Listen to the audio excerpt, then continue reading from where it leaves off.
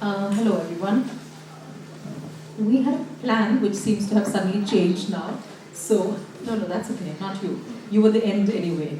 So, but on the subject of the journey of a book, of a good book, it obviously begins with the author, with the writer, but we're going to do this slightly differently and let the writer set in a little later.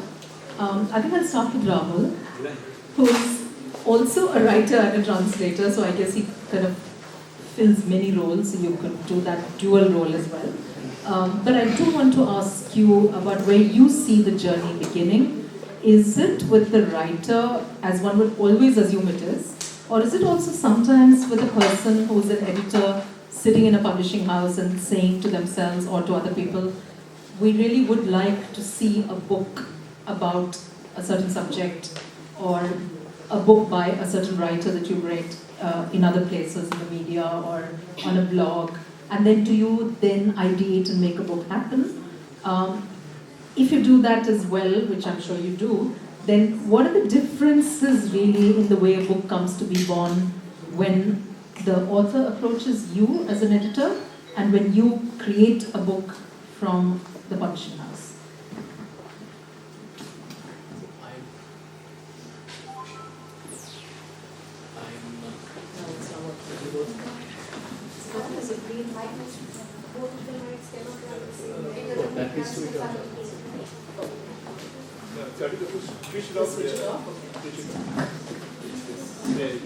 No.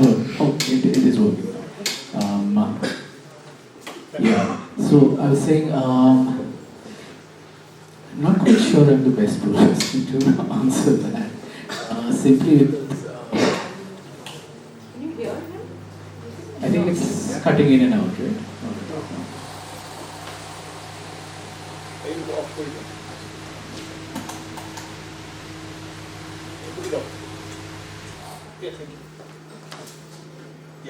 Yeah, okay. We're all settled now, right? Yeah. Yeah, I was saying I'm not sure I'm the best person to answer that because my publishing experience has been mostly with literary work, and I think the process there tends to be a little different from this sort of ideation and then finding the right author for it. I know other editors that I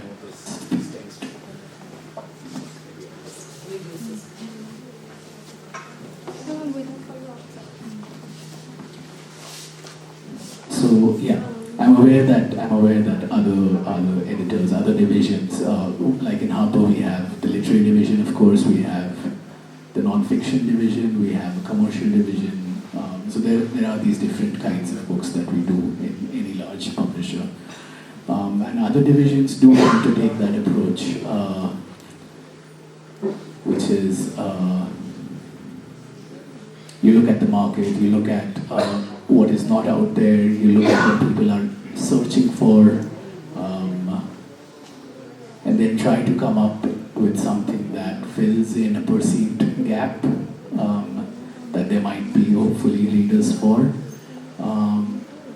But that doesn't tend to be the kind of publishing I do, and I'm not even sure I'm a fan of that, honestly. I mean, I think very, very strongly that we all publish very, very much, way too much anyway. And we need to, we need to be wary of this process of industrializing the manufacture of art. But like I said, I come from a literary perspective and not necessarily a book-selling perspective. Yeah. Should we have Michael work at Duilf? It might just be me. Maybe it's closer. Just go upstairs and so here's an extra mic. Upstairs. Let's see. Can you hear me now? Yeah. See, it works. No, you really gladden my heart when you say that, because I would like to believe too that publishing books is a very dead serious endeavor, as you were saying earlier. It should be. we should be producing books that add value in whatever way to our own cultural, creative minds and lives. But it doesn't always happen that way, we know that.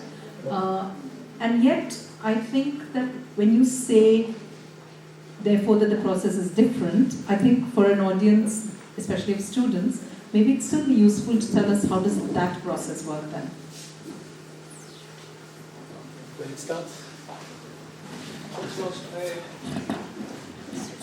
Yeah. Okay. Yeah. We're back on. So okay, how it works for me, and it starts with the author, right? You have someone who's written a book. They will approach you either directly or through an agent, such as one we have over here, who is supposed to be here. We'll keep saying that.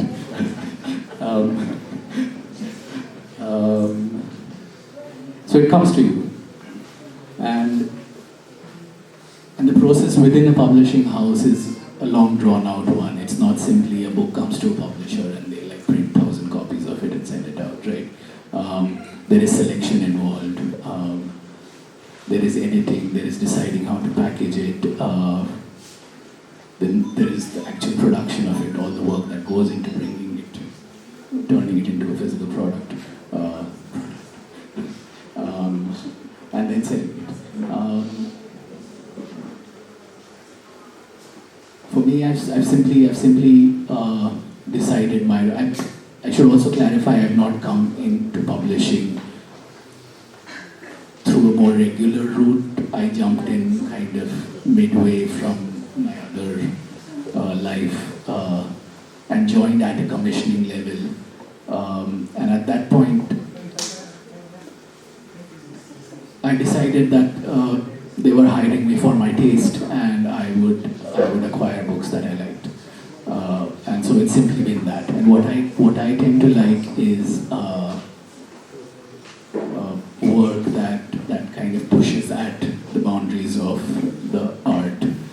If it's a novel, are we trying to do something new with the form of the novel? Are we working with the language in new and interesting ways? Are we telling a story that has not really been told before, wherein my interest in translations comes, I think, into play.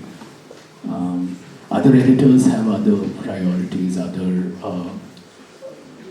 also I think their role is defined in certain ways, and they would have to work within those parameters. A general non-fiction editor would perhaps look at what's happening out there in the world, what's happening in the news, is there, and find, say, a journalist who would be the right person to tell this, or lay out the background and tell the story of this particular event, let's say. Or if it's a more commercially minded list that we're looking at, they might tap into Amazon's search figures, who is searching for what, and then try to come up with an idea about, okay, this is a book that is not out there, but everything people are searching for leads to the conception of this sort of book. And so they then try to search out an author for that and create that. So yeah, there's different ways to approach it. Tell us something about the ideation, because does it always happen like a stream of consciousness of from the editorial point of view, you mean? Because the title is Ideation to Publication. How Right. does ideation So, well, it's a journey actually. But how do we ideate a book? I suppose in a publishing house, there's a bunch of people who are called editors, who are acquiring editors or acquisition or commissioning editors. And we basically discuss what we think should be published on the basis of proposals that come in.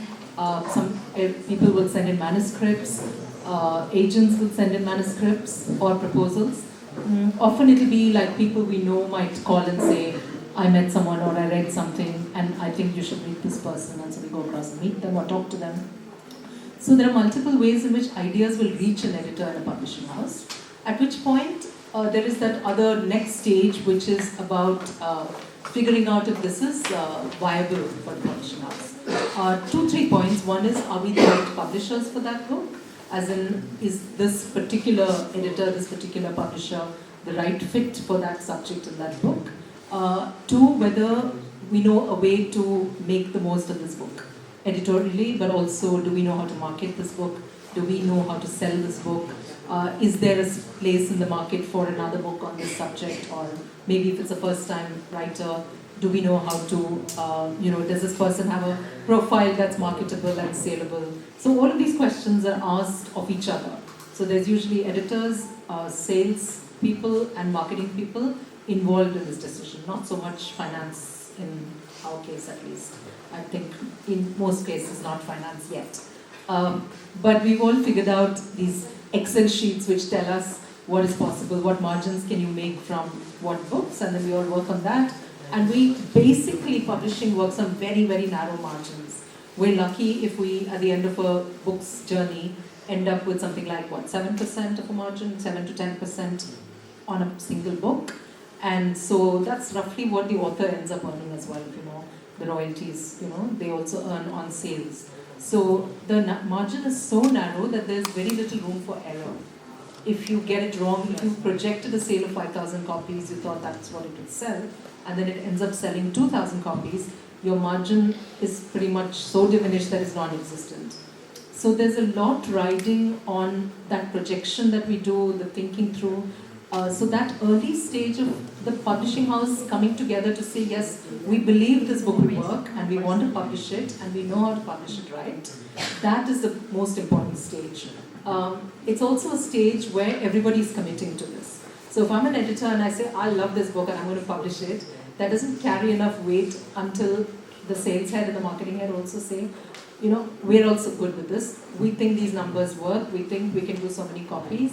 And we think we know how to market this. What are the ways to do this?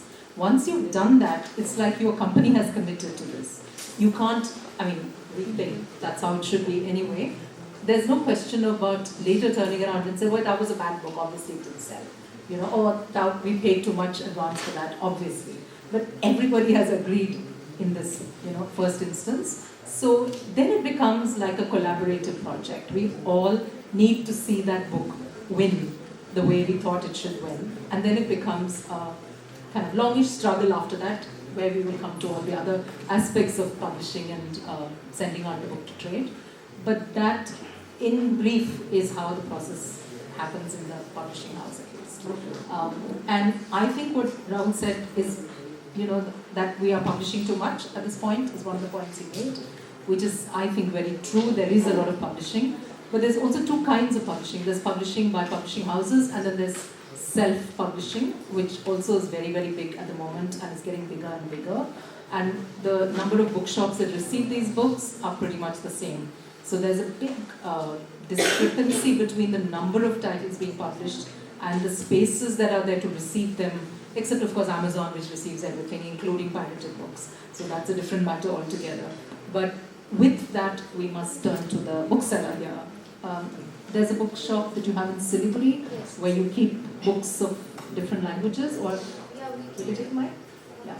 So will you tell us a little bit about what happens once this book is published, and how does it reach you, and what do you then do with it? So I would just like to share my experiences as a bookseller, like after the ideation and after the publication process is over, then the books comes to us. So as a independent bookseller, what is our role? So basically it's about, because we as independent booksellers, we try to nurture a literary culture. So I think in that ways we try to keep a good book alive and make an attempt to reach out to the right kind of audience by hosting, small events as Meet the Author or book discussions, book reading. So these kind of intimate gatherings which happens in a bookstore or an independent bookstore, that really helps to keep a good book alive. So I think that is what as a bookseller, that is our role. Yeah, that's what I feel. How many books do you have in a store at any point? Ours is a small bookshop, so we cannot keep a lot of titles because we have to be very mindful while curating books, and all books don't sell. So the inventory, in terms of the inventory, it's limited. So that is what I can say. And we try to keep a lot of regional titles also, Nepali books, Bengali, mostly Nepali books. So yeah. So we have a limited inventory. In comparison to Amazon, we cannot, compete with Amazon in terms of the inventory. Right. So I don't think we should come back. No, Rahul, we should ask her lots of questions about how we intersect. Yeah. But first, maybe we should draw in the poor author into the business of publishing. Dhruba has been publishing for several years now, has several kinds of books, and has new books that are, one has just come out, one is soon to come out. So I think you know all about the pleasure, but also the pressures of publishing, and also now, while organizing this festival, you're obviously doing a second sort of role in the publishing journey of books. So will you tell us about both sides to this? Sure, Karthika, thanks, and good afternoon to everyone. Back during those days when we began writing Karthika, we never thought we'd be published, really. I mean, my first book took me 10 years from its final completion to its final publication. Then I got 11 rejections from some of the best publishers in our country. Then one day what happened, I was in Delhi in Assam House when a friend of mine who knows Kuswan Singh sir very well. And he says, Dhruba, would you like to have a shot in the evening? You know what I mean by shot. I said, if you want to do that, you come along and meet sir. I always call him sir. So he went over and he says, sir, Dhruba's written a book, can he hand it over to you? And he said, sure. I said, there's no point. He's been rejected about 10 times, 10, 11 times. He said, you send it to me. We were there waiting for half an hour, it's getting late. I'm just deliberately telling you this for the younger crowd. Never give up hope. So I went to him, I gave it to him, and then there's my sister, elder sister, Rita Devi, Bhim Singh's wife. I mean, this is again Delhi lore, So Rita Devi is basically from Assam. So she knows Kuswan so well. And 2 weeks later, he sends me a card, I still have it with me. It's one of my cherished cards. He says, Mr. Hazarika, he wrote, Mr. Hazarika, I loved your novel. So I said, oh my God, this is it, I thought. I mean, at least I don't want it published anymore, I said, this is it. Someone loves my book, and Kuswan Singh sir, he's a legend for us. Whatever he writes, he may make you laugh, he may write Train to Pakistan, and he may write the history of the Sikhs, but Kuswan Singh is Kuswan Singh, for one. So then what happened, I got the guts. I had no confidence. I still don't have that. Every day is a battle around fighting with my own soul to tell myself that this stuff is okay. Because this morning I think Megha Rao said that the writer writes basically for himself. He's an egoistic, or she's an egoistic person, because he wants that art to be very present and very, very true and incredibly honest to his soul. If that doesn't happen, the rest is not worth it. Some people write for art, some people write for commerce. I who write for art, because I thankfully had a source of income as a civil servant, Rahul, so I didn't have to worry too much about my daily intake of bread and butter. What happened, we have a small club of writers back then in 1995-96. Karthika, you know the North Writers Forum. We have some incredible good friends, one like Mamang Dai, Robin Nangom, Kinfam Sin Nongkinri,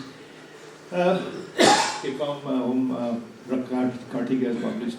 So one day we were chatting, and very timidly, very tentatively, I blurted out to Mama that, Mama, Kuswan sir said well about me. He says, hey, why don't you send it to Penguin? I've sent my manuscript. I said, come on, Penguin. I mean, I'm from Hengarabari, from the forest area here in Guwahati, and what are you talking about? I sent it over, and Karthika received that manuscript. Karthika, I hope I'm keeping my memory is okay. This is not fiction. It sounds like fiction to me now because when you're young and eager and ambitious, and it's not so much of fame and fortune as much as a mentor telling you that it's like your teacher telling you, dhruba, you've done a good job. So the editor is my teacher. And they know more about the publishing world than you'll ever know. They'll know more about the merit behind your words, and especially about storytelling, which requires a lot of imaginative power. Hopefully, we do possess an inkling of that. So, to cut a long story short, I rang up Karthika a month later or 45 days later when I was next in Delhi. The desk person rang up. I said, I'm Mr. So and so. I said, he was very, very good to me. He says, yes. Karthika, he connected Karthika and he says, I said, ma'am, I'm Mr. Hazarika. I'm Hazarika speaking, not Mr. Mind.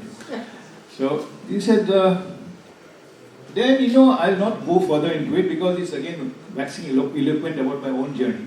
What I want to tell you that the idea born in my, I started writing when in school. I was this editor in college magazine. This book was books were reading were a part of my life in my family. But this book of mine, Bowstring Winter, the germ took place while I was being bored stiff during my economic class by a professor whom I admire, but he bored me stiff during that. And so I had written at the first page of, I just thought, just let me talk about these characters. These 3-4 characters, drunks, they were drunks I had really met in a restaurant in Shillong, and they were basically with the underbelly of Shillong. They were street fighters, they were ruthless guys. One was later on found to be a rapist and got away with it. So I used to be, I was a protected guy, and I thought, in the sense that, mom used to be very scared about us going to even college later on. If I'm not home by 5 o'clock, she tells, Dad, you send someone to call this guy back home.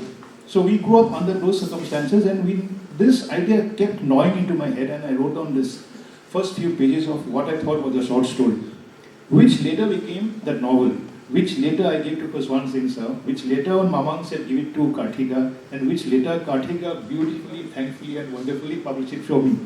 So that's my story by way of ideation and by way of beginning, Karthika. That's about all for now. Thank you, Karthika, for letting that. So you basically need a very boring professor to set you off on your journey. I think you got the name of the head. Yes, I think that was the point of it for all of them. But Karthika, can I take another 1 or 2 minutes? But at the same time,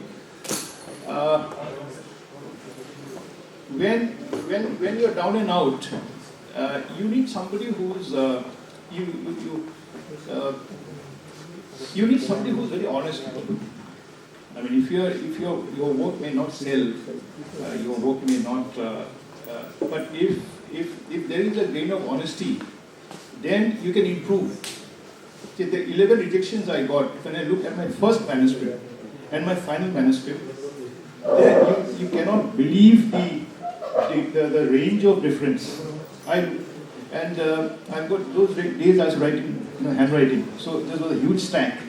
So when I go back, the first version of the novel was called When Cold Winds Come, and that was actually a line from a poem by Byron. And later on it became this. So it keeps changing all the time. I took more than 7.5 minutes. So that's true that a writer's journey can be so much longer and so invisible before it comes to True. Very true. Comes to us, comes to the world. And I think now that the primary problem is that students, I don't know in university whether you all do this, but I was speaking to at least a couple of academics who said to me, our students don't buy books, our students just download or read free PDFs. So books are not really, like the bookshops in universities and colleges now. Like when I went to JNU a few months ago and I was asking the bookshop person there, and he said the students they come and look at a book and then they check on Amazon what the discount is or what the current price is, and then they just walk out because it's obviously cheaper to buy online. So he said it's over, like we're not even going to be able to afford to keep this bookstore going. So it's a difficult time for books in that sense. And sometimes I think we all live in a little bubble of our own creation where we say literature matters, books matter. and then we take it out to the world, and actually nobody cares. You're all on Instagram or Snapchat or whatever you're all doing, and it's the screen where your lives are. Books, physical books, e-books, whatever it is, are only for study purposes or supplementary purposes. In such a time, how do we keep this book's journey going? How do we make it something that people actually want to be part of? I think that is possibly the big question facing all of us. What do you see at your end? Do you see people coming to the store really interested and wanting to buy? Do you have customers who are loyal, who want to be alerted to new books? Like, do you feel there's hope in this? I think, yeah, there is hope. And though, bookstores or book selling can be considered as a fragile ecosystem in the sense, because people hardly read books these days. They go to Amazon, they compare the price and all. Yes, but we have a readership, though it might be limited. But we have a good readership, and especially when we organize these small meetups, where a reader gets to connect with the author directly. So that is when the sales are also good. She works annually. She's invited me twice so far. Yeah, so we have this every month in December. We organize this annual literary meet called Foothill Notes, and where we have been inviting writers from the Northeast, and we are fortunate to have Hazarika sir also twice for our annual meet. So from my personal experience, I feel that when we have the author for a session, when you invite the author for a session, and then when there is this kind of interaction, and then they buy books, and they also like to have author signed copies, so that adds a different kind of, rather than just having a copy of the book. So if an author signed copies, that gives more value. So I feel that though it's the scenario is not too bleak, I feel, because independent bookstores, we give that human experience to our customers. That human touch is always there, and we also in our place we also have a thriving literary community who come there to support us whenever we organize such kind of events, whether it's an open mic or author interactions. So yeah, it's because of the support of the community also we are able to sustain so far. Do booksellers read books now? Like, how do you choose what to sell?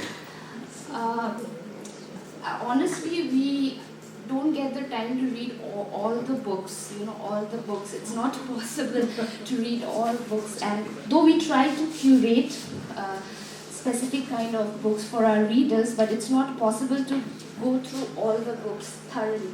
So maybe we just try to look at the current trends which is there, and especially even try to get those kind of books which have some kind of cultural significance, like in our region, local stories or history of Darjeeling or about Gorkha land. So these kind of books, there is a market for these kind of books. So we try to get curate those kind of books, but it's not possible to read all the books. Though we are readers, booksellers are readers, but we cannot reach each and every book that is available in our bookstore, but we try to.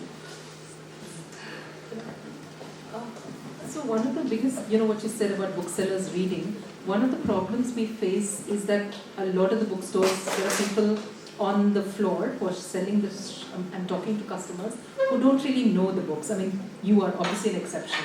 And there are some people who are exceptions, but otherwise they don't. So it's up to the customer or the person who's going into the store to know what they want and get hold of it. If you ask them, there'll be very little response. So that's a big issue.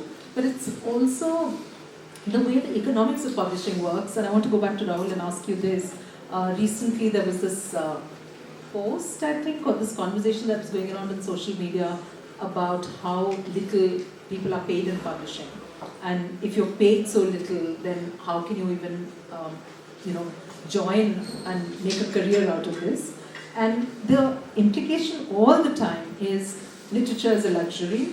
If you have the resources, if you have parents who can afford to keep you going with supplementary income, while you learn to be an editor, that's all right. Or if you happen to be located in, say, Delhi, where a lot of the publishers are, then you can afford maybe to be in publishing. But it's not really feasible for young people from across the country to make this work. So there's just so many problems with that I think we also then end up lacking diversity in our own hiring, in the way we employ people. So there's money at the root of all of this. So I want to ask you what you think. I mean, and especially if you're not like a big multinational who has other resources to play with, like international import and so on. How do independent publishers, like say somebody here wants to actually become an editor or a publisher, what do they do? How do they go about it? What are the chances that they'll be able to live like that?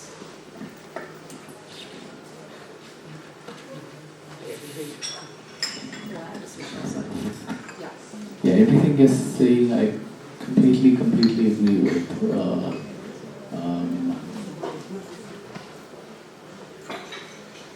And I'd like to qualify that though by saying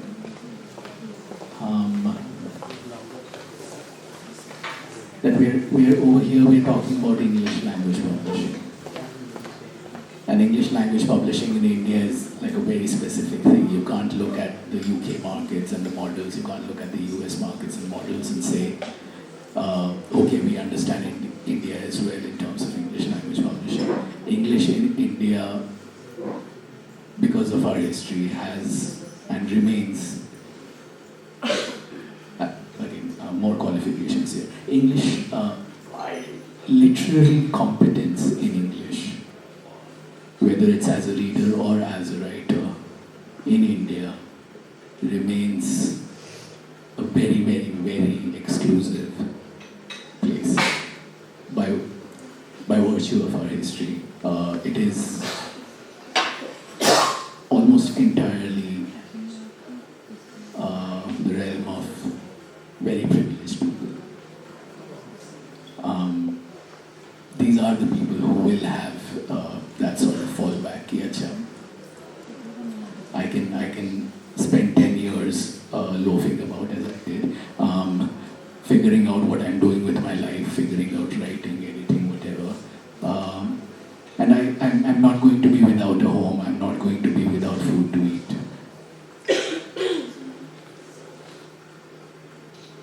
So it's not going to be diverse. And the readership is equally minuscule, which is why the economics of it is not really going to work. Again, this is literary writing in English that I'm talking about. There is a market for books that fall under this largish umbrella of self-improvement of some manner. And India is apparently one of the biggest publishing markets, right, in the world. But unlike most places in the world, I think it's about 96% of the publishing in India is education. Non-fiction. Education, textbooks. And over here we're not talking about that. We're talking about like a very small corner of the 4% that remains. And yeah, there was. And of that 4%, what we're talking about as in serious literature, history, politics, etc., is like a small part. The biggest part are things like the subtle art of not giving a fuck, or whatever, all the many get rich quick or whatever they're called. But those are also really interesting books. I mean, the 7 Atomic Habits sells lakhs of copies every year. Yeah. Ikigai sells lakhs of copies. So we know that this is a market, and people think that they need books to make their lives better, which is a great thing for a book to do, but they don't seem to see that fiction can make your life better as well. A short story can transform your life. That understanding of literature as transformative, I think, is not a mass understanding.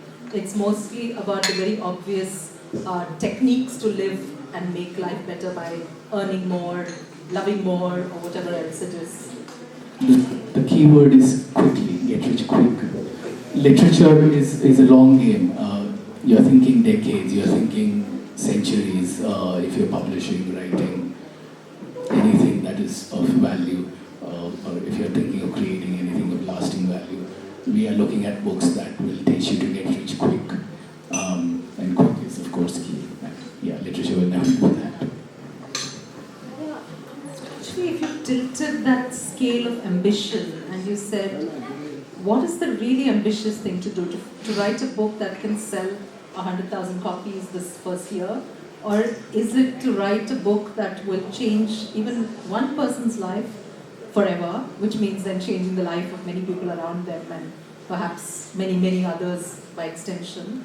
I think most people, even writers now, want to sell quick. Yeah. So that has also transformed the way we get to publish and the way we talk about books and sell books. Because writers are also not willing to commit to that task of spending 10 years writing a book and then selling 2,000-3,000 copies. They're very clever now. They know that if you have to do it, you have to do it this other way.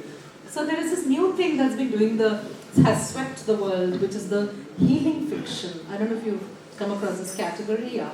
So everybody wants to now publish and read healing fiction.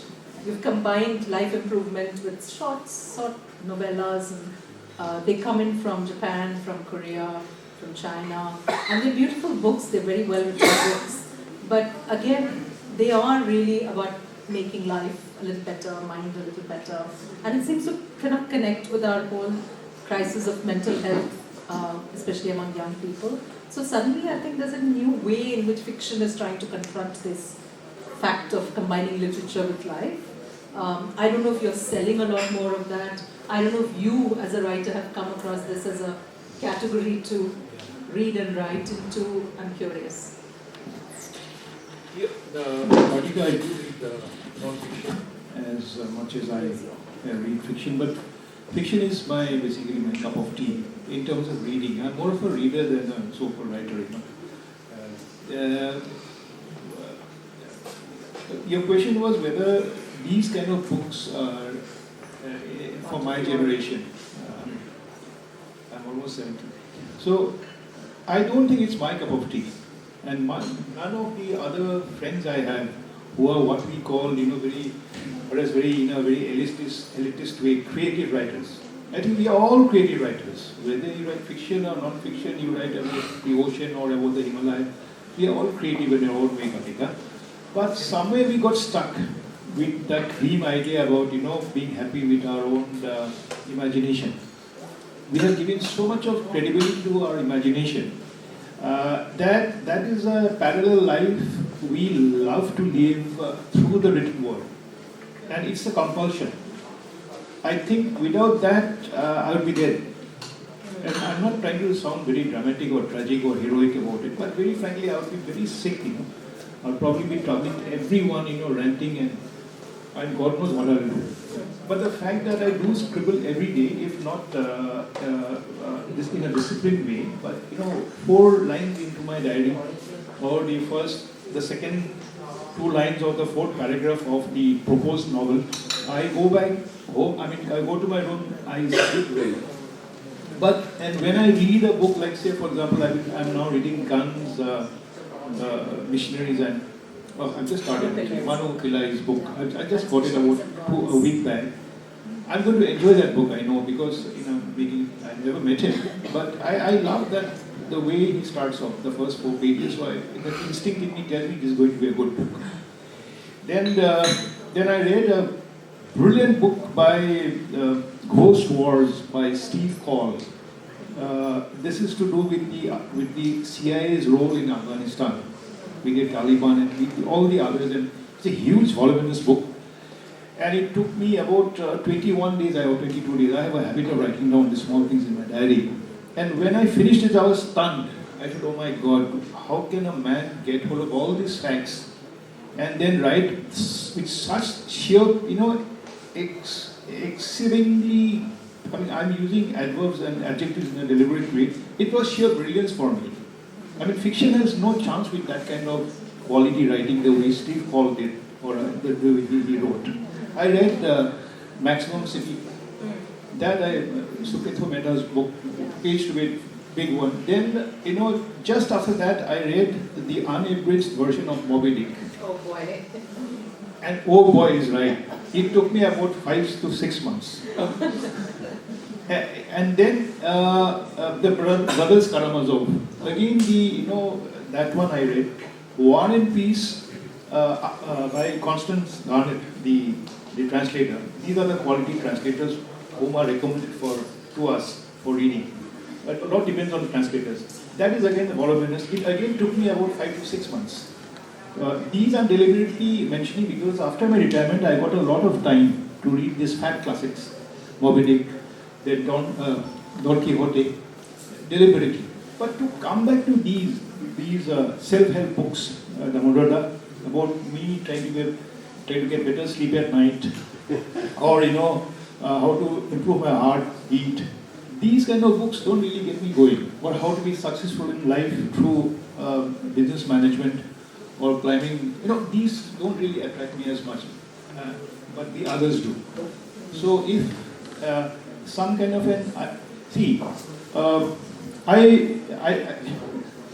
there are certain stories that inspired me to write stories. There was this guy, The Garden at Forking Path, the short story by George Louis Borges. So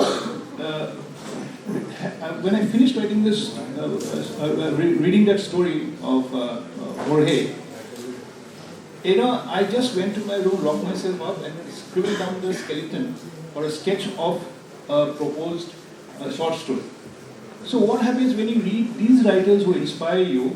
You are actually borrowing from them. You are not, your originality is not there. It's because you got something from that gentleman who inspired you to write something, not the same thing, but you're thrilled, you're thrilled with the fact that this guy has written something awesome. And hence, it thrills you so much that, oh my God, what do I do? Karthika, well, you cook this meal so well, I think, I'll go and try myself to make another cup of tea or that kind of a meal. It's something similar that way. But these books don't give me that. These quick fix books, they don't. But maybe they do for her. Yeah. This is the generation part. Yes. About the question of fiction. No, about the healing fiction, about the self-help books. Are these also the books that you sell well? Yes, we sell self-help books also, but apart from that, when it comes to our region, readers are more into books related to Gorkhaland or about the history of that. So those books sell more in comparison to other titles. That is what I personally feel as a bookseller.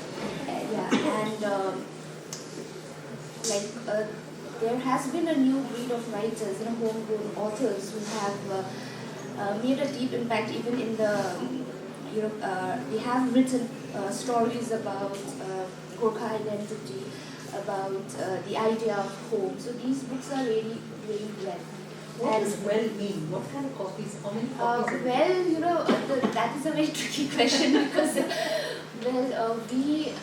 I think the publisher, I don't know how many copies do they publish, maybe 500 or 1,000, not many. So from my bookstore, maybe I have sold around, as I say, maybe 50 or so, and I think that's also, for me, as a bookseller, that's a good number. Satya's book you sold quite a lot. So maybe during the when we had the book launch, we sold around 30 copies. Okay.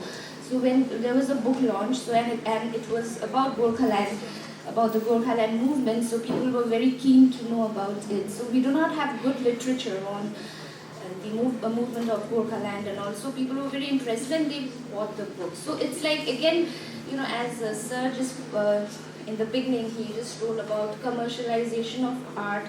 Sometimes that also happens where, publishers use the name Gorkhaland and, Darjeeling to catch one. Yeah, to make it more saleable. So that from that aspect also, sometimes publishers do that. That's what I feel. So that commercialization of art through that also happens sometimes.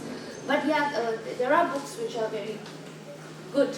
They are well written, well researched. But the other side is also there, where there is commercialization of art by highlighting on this is a book about Gurkhaland, this is a book about Darjeeling. So that aspect is also there.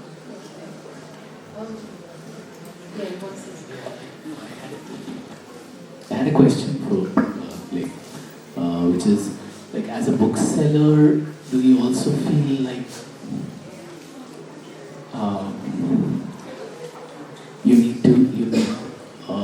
need to not just present to readers or buyers books that they want necessarily, or only the books that they want, but also do you think that booksellers, or maybe you in particular, you can't speak for everyone, also think that creating taste is or curating in a sense, in a very specific sense,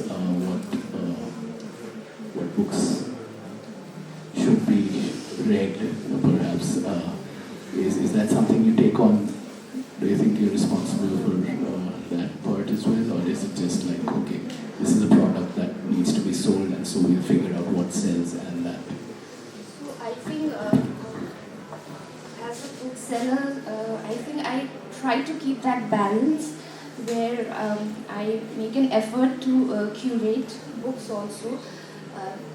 And at the same time, we have to look at the commercial viability also, because sometimes people walk in for bestsellers too. So I think we need to keep that balance where we curate certain kind of books for our readers, which we want them to just discover while they browse through our bookshelves, but also at the same time keep some commercial titles which readers especially walk into the store and ask that specific title. So that balance has to be. What's the bestseller?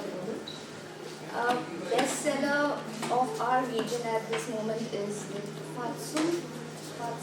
I think, have you heard the name of Chudin Pavimo? His book was translated into English, and it was also shortlisted for the JCB Prize. Oh, I know. That's a Song of the Soils. What book is it? We couldn't get. It's Song of the Soils, written by Chudin Kavimo. Yeah. He's a writer from Kalimpong. So that is one of the bestsellers. Rachna and even a publisher from Nepal.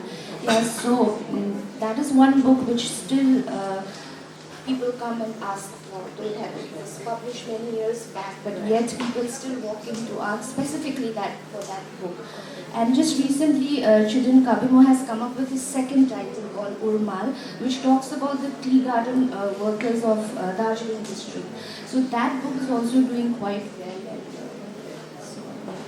And many, I think his book also is about the Urmal. Also, I've heard that it's going to get translated into English very soon. So it's good to see that our stories are reaching a wider audience. Can I ask if you have questions, since we are now? Yeah. Is it a mic or? Yeah, over to you.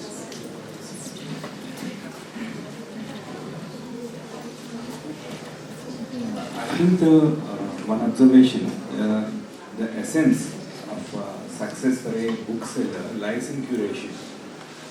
On one hand, there is one end of the spectrum. There are shops, like we have one in Central Mall in Guwahati. Any book that you can pick up is very well chosen and very readable, and you feel like buying more. The other end is the Kamal Complex bookstore that ma'am commented about. He is content in selling dictionaries and thesaurus and nothing more than that. He is there because his grandfather was also there, father was also there. So it's the law of the nature that such businesses gradually wind up. I think the book reading movement in India can be encouraged instantly if curation by the booksellers is done properly. This is my answer. It's a good point, and also the fact that we are talking about English language publisher at the moment. We do know that in the languages there is there's a lot of readership. There are a lot of books being published in many languages: Hindi, Marathi, Malayalam, Telugu, whatever, Bengali.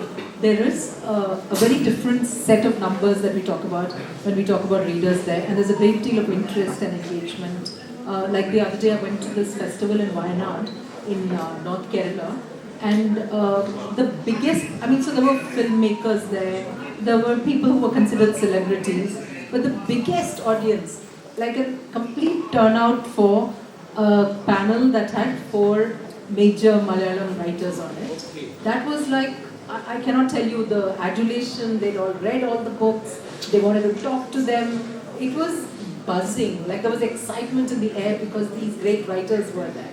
You know, so you go to places like that, you feel very excited about books and publishing and so on. It's only when you come to, I think, English language publishing that the parameter drops and everybody feels very depressed about it. So, you had a question. 2 questions. Actually, I had only one, but after your comment, I have a second. Oh, okay. First is a very simple question. Typically, what are the distribution costs of a book? How much goes to the distributor? Because I think that information should actually get passed to the consumers, because they're always complaining. If Amazon can give you 30%, 40% discount, why can't a bookseller give? This is a stupid question we have to answer all the time. So it's better that we make it clear, what the distribution costs. So many are going to fail. The second is your response to your question. Everybody sounded so low and depressed. My feeling is that I've been in this business for 40 years. For the first time, somebody of my social class is getting opportunities to talk to big publishers. Big publishers are, returning the smile. And I get readers now who keep writing to me, sending emails, coming to meet me, with stars in their eyes. So I wonder what is happening. Because people of the lower classes or lower caste are coming up to write, are the elite of India getting upset? Is that so? I don't know. I know the business part of it. But I know it's very tough. But it is also true, like you said at the end. There are new writers, they are winning new readers, and these new writers have new things to say. How well they are saying might be different, but completely new. I think that has to be factored into our analysis of what is happening to book publishing. Should I just say something about that distribution cost that he asked about? So, as part of this journey of a book, very briefly, what happens is that if a book is being published at the cover price of, say, 100 rupees for easy, when a publisher sends it out to the trade, that is to the bookseller, distributor, whoever, they normally end up having to give a discount of something between 40 and 50% to that person who's taking the book. Now, I don't know at what percentage discount you work, 35? 35. So, yeah, so it comes to the retail at 35 or so, but the distributor who's taken it from the publisher may have taken 45%, may take 50%, and a lot of them will even take 60% now, because especially when it comes to smaller publishers. If you don't have clout in the market like a big publisher, then you tend to have to give 60%, which is why I started by saying the margins are so narrow.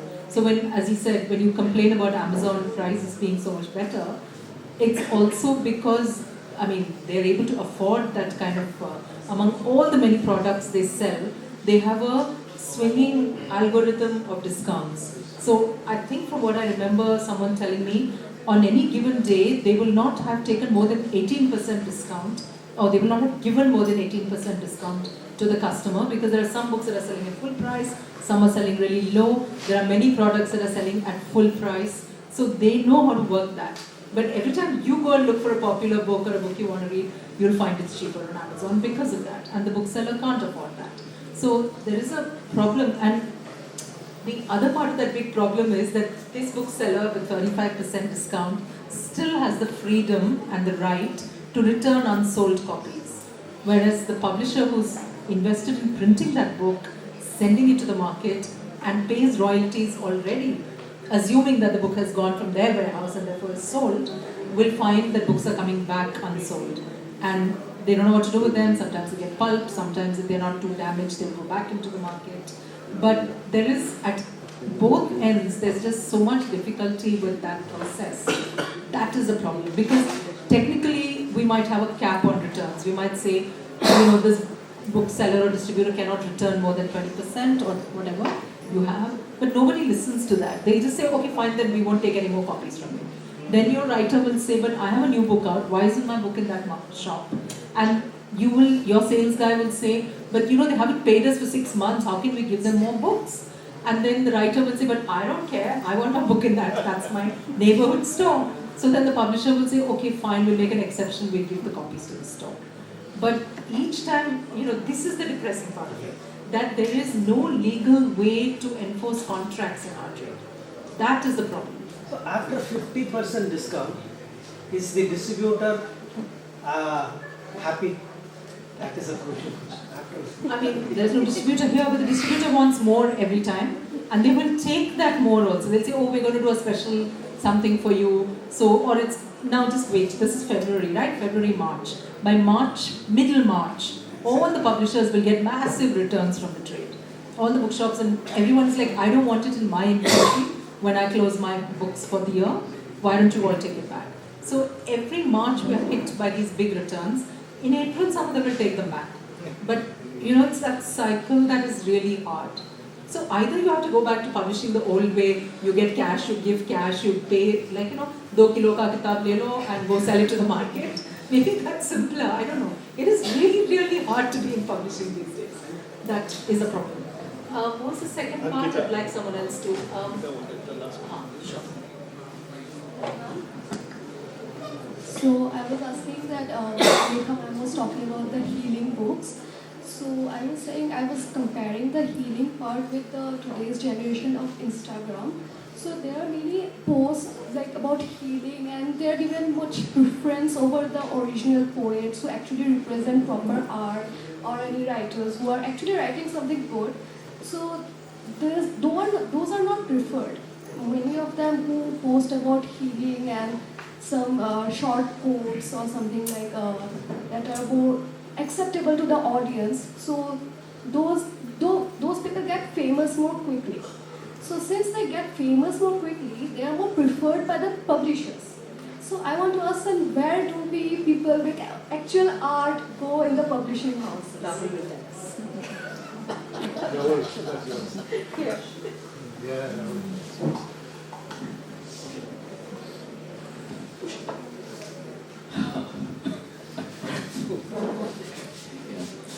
And what we really, really need, and I know it's hard to do, there are lots of challenges, what we really need is a thriving small publishing scene. And I tried to be a small publisher once upon a time. The challenge one faces is distribution.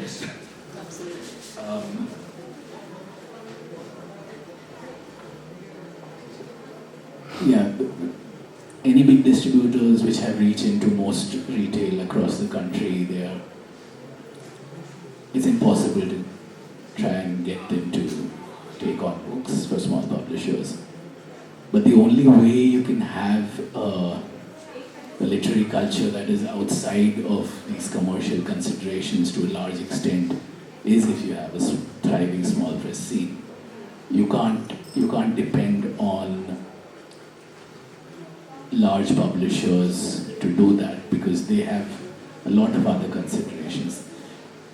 Literary work will only be a small corner of what they do, and it won't be what makes them money. It will be where they lose money, in fact. So they can only do that to such an extent. It can't be their entire reason for existence.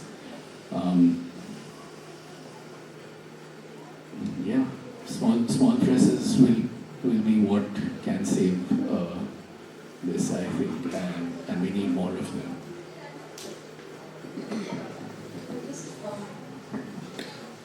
I'm just just like to say that maybe what Dhruba was saying in the beginning, that you write for yourself at the end of the day. I think that is the only recourse for people who choose to be poets or dramatists or people who work in forms that are not so easily saleable. I think you just got to do it not because you think you want to sell lots and lots of copies, but write, find your readers. And in a way, social media and the net can be a place where you can also disseminate your work. You may not have the 1.1 million, or how many does Rupi Kaur have, I don't know, 100 million followers or whatever, but you will find your own place and your own satisfaction for what you do. And I think that is the core of the business of publishing, that you do what you do and somewhere there's a place even for that. So, are we running out of time? Do we have questions? Yeah, I think we're out of time. So thank you very much, and I hope you'll still write despite all the stuff that we said, because it's really important that we should write and that we should keep this going. Thank you.